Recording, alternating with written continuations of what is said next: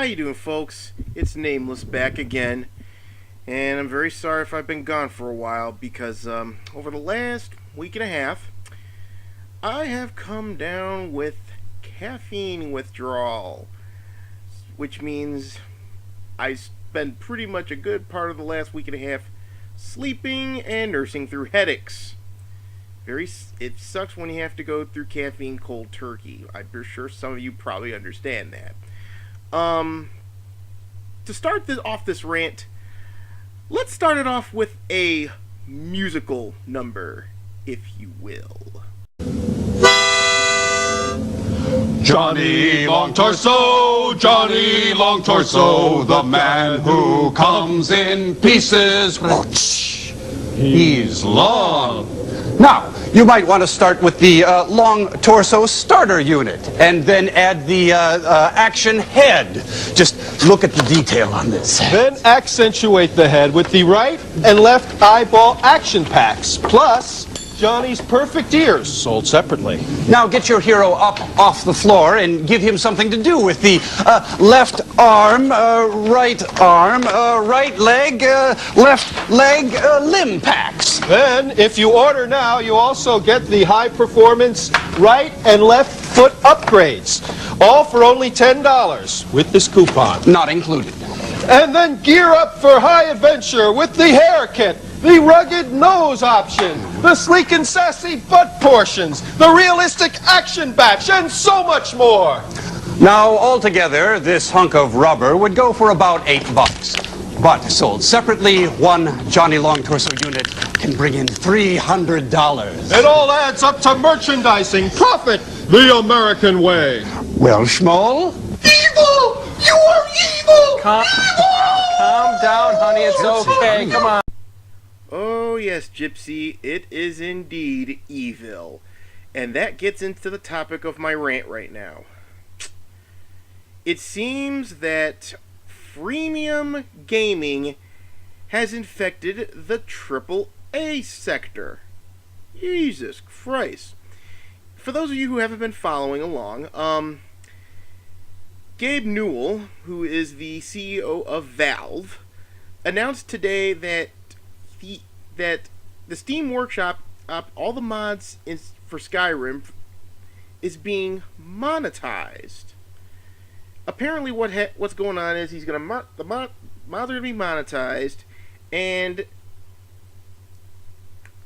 out of the whole price plan, it's gonna be a 75-25 split. Steam and Bethesda takes 75. That alone is just pisses me off, okay? Because it's like in book publishing, if someone else is using the IP, if you're using their IP, then in most cases, the one who owns the IP should take 20%, no more, okay? Because any more than that, that's simply stealing. Because this is a transfer work. It's their story. It just happens to have someone else's intellectual property and characters and places and what have you. But in this case, this is just highway robbery. Only 25% of every dollar goes to the modder, and the rest of it is split by both Bethesda and Valve. That in itself is bad. But what is bad is the fact that now any mod you download through Steam for Skyrim, you gotta go through a paywall. That takes sort of the whole spirit of modding away. Now, a lot of people are gonna say, well, what about modders? Should they get paid too? Well, there is a solution to that too. It's called Patreon. Seriously. Do you go... some modders, I understand they want to get paid, but here's the thing. You can't put your content behind a paywall. That is just sickening, because it's like buyer beware. What if you buy some mod and it's garbage? It's so glitchy, it's not even funny.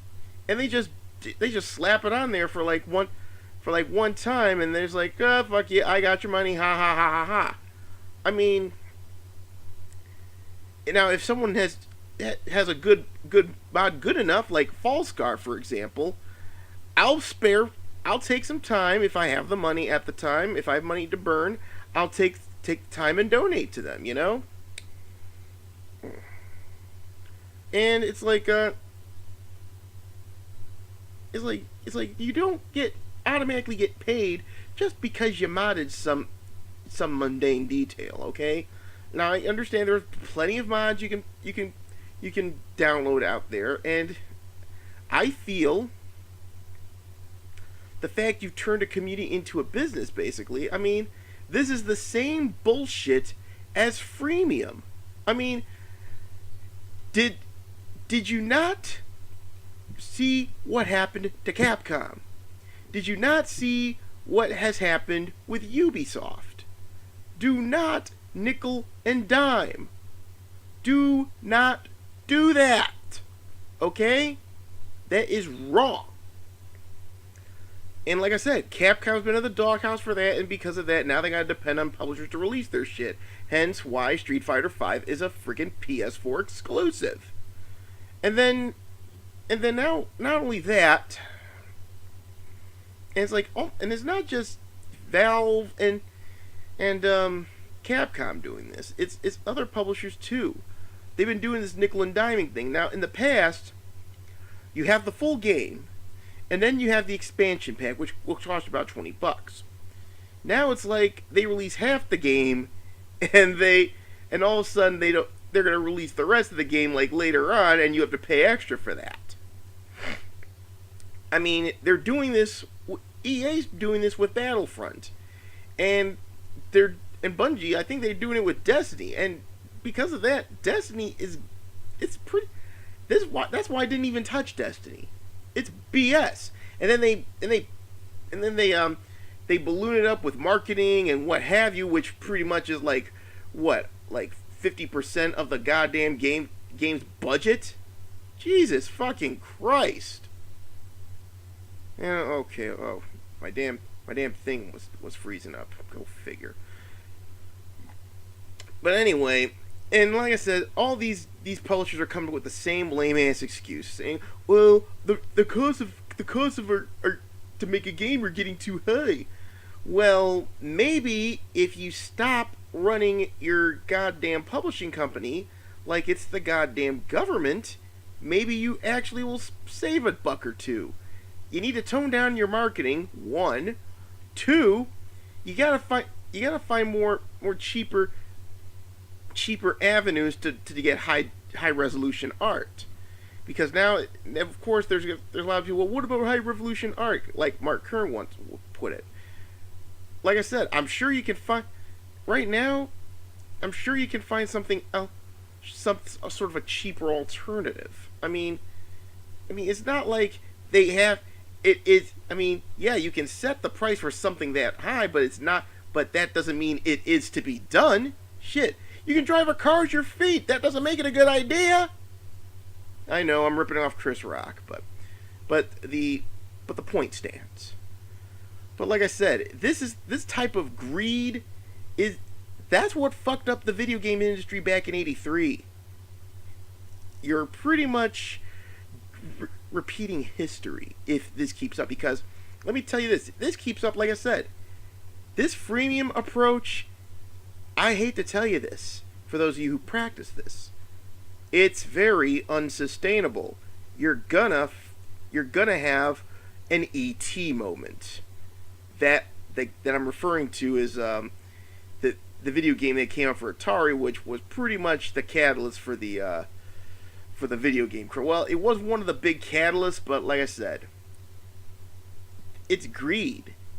And pure and simple. Don't get me wrong, I'm a capitalist, alright? I understand someone makes the buck, you should profit off it.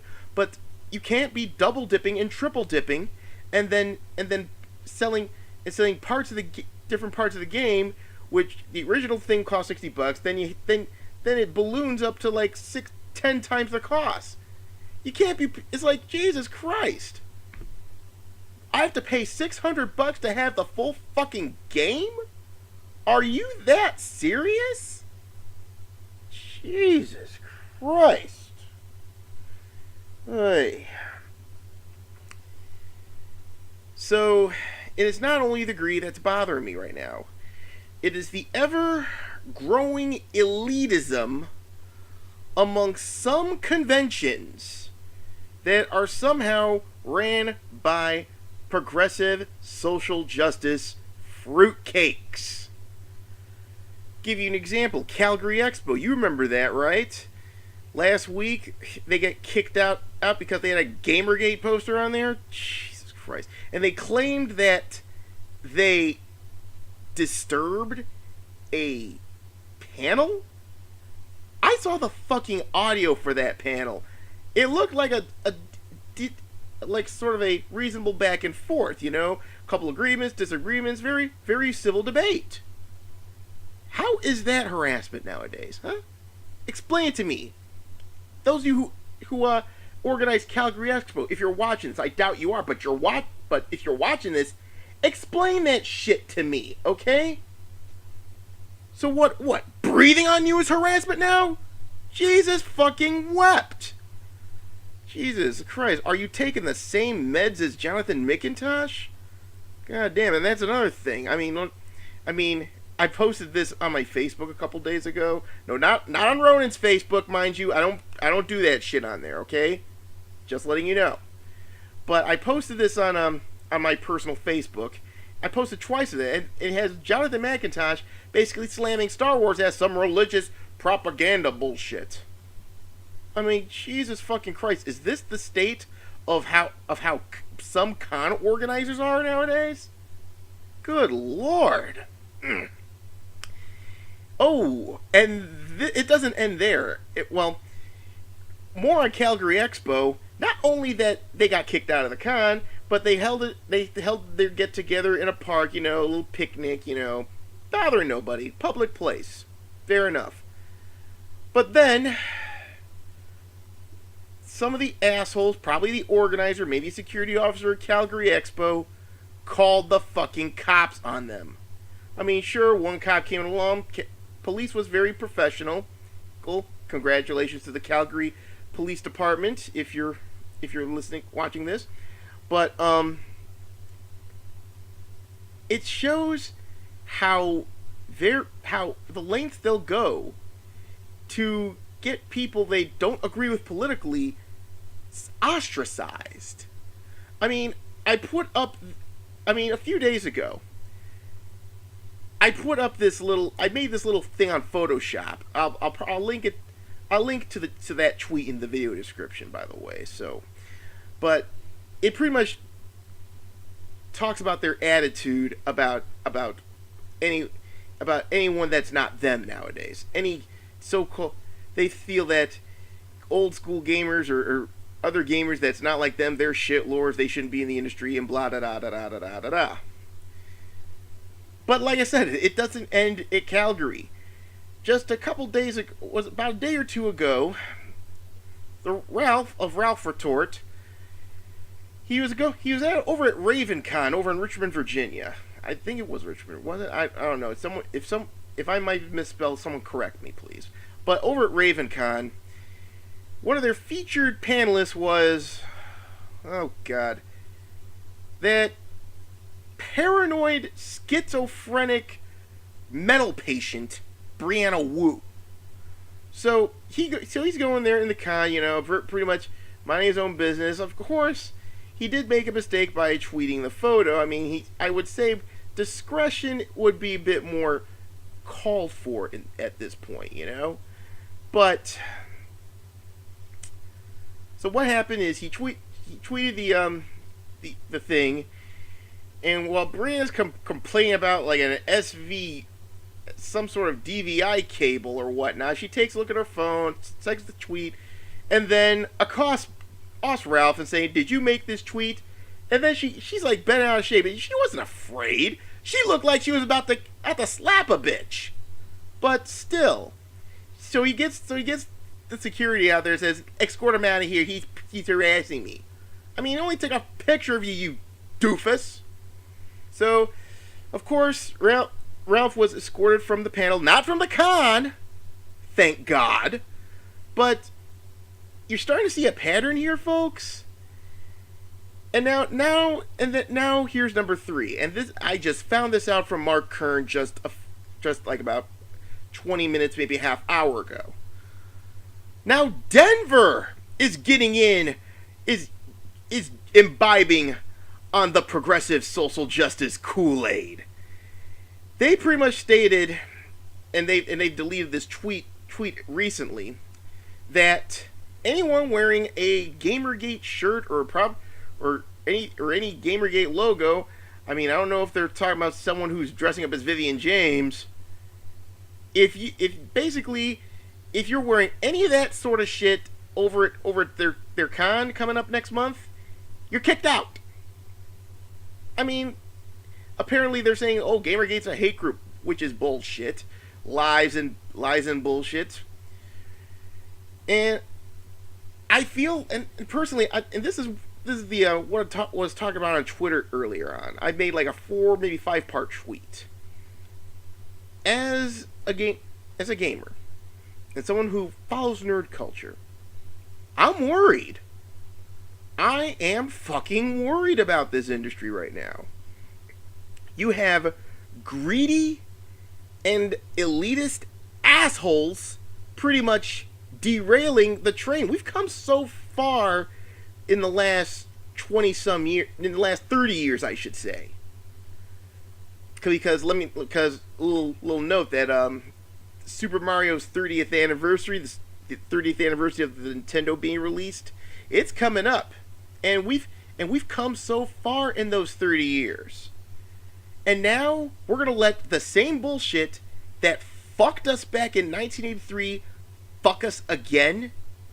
I mean, it was greed. It was just greed back there, but now you have greed and elitism and political elitism. I mean, what's next? I can't go to a con anymore because it says, okay, I mean, imagine this. Imagine a couple years from now, I go to like ACEN or something, or Anime Midwest, and then I apply for a badge, and then they're saying, okay, before you purchase a badge, we're gonna have you fill out a little questionnaire, right? It's sort of a personality test like HR does. They use that shit to determine who gets the interview and who gets their application thrown into the circular file. And believe me, HR tends to do that shit. I've heard stories. But say, for instance, you fill out your personality questionnaire, it gets back to like their version of HR. Let's just call them diversity experts. Okay? So if they don't match like whatever politics that the con happens to have, they'll just say, listen, I'm sorry. They'll just say that you're according to your personality profile, that your qualification, that we will not sell you a badge because we think you would be a problem. Or better yet, you know what? Like I said, instead of diversity, they'll just put it in a computer like they usually do, But they'll say, they'll just scan your personality profile, look for red flags. They'll red flag some words, like, say for instance, Gamergate, or if you're a conservative or a libertarian or what have you, anyone but a progressive. They might allow liberal in there, but but still, what if? And this scares me. What if now that if you're not a certain if you fall under those certain red flagged words, then they're going to say, I'm sorry, because you do not meet our diversity requirements to join our con. Sorry, have a nice day.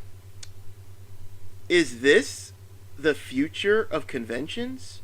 I mean, I'm sure, I hope to God it doesn't happen, but the way I've been seeing shit with Calgary, RavenCon, and now Denver or Comic-Con, this shit scares me. It's like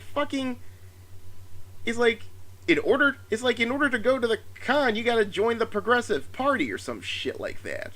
Or you have to swear, or you have to approve of safe spaces, or you have to, like, say that, or declare yourself a feminist. Okay? This is just nightmarish, folks. And it's really, and believe me, nerd culture is not gonna like this.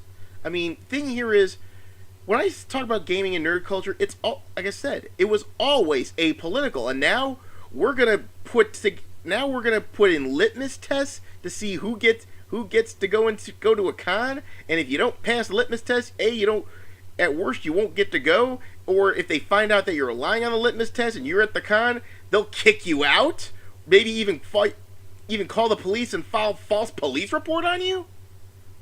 This is some really scary times, folks. And not only that, now we have greedy ass publishers wanting to double and triple dip.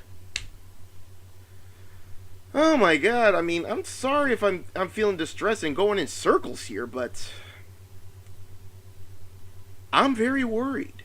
I am very worried. As a game, I can't enjoy my hobby now because I don't fit in to the little cool kids club, or I don't have like $10,000 in the bank. I am not a rich man here, folks. Come on, I still live with my mother, for Pete's sake. Yes, I confessed, I do. I happen to have that problem. I do live with my mother, okay? But like I said, it sucks right now. It really sucks. And it's like, I can't enjoy my hobby because of this bullshit.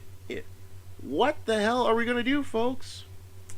Well, that's all I got to say for now about this. I mean, I'm going to get a drink, probably calm down, but I'll have some news about Ronin on the way. Oh, and another thing, I'm going to be on Stream Chat on Tuesday with Mildred the Monk, so I hope you join us for that, because we're going to be talking about Ronin and maybe Gamergate, what have you, whatever comes up on the table. And I will talk to you later, alright? Peace out.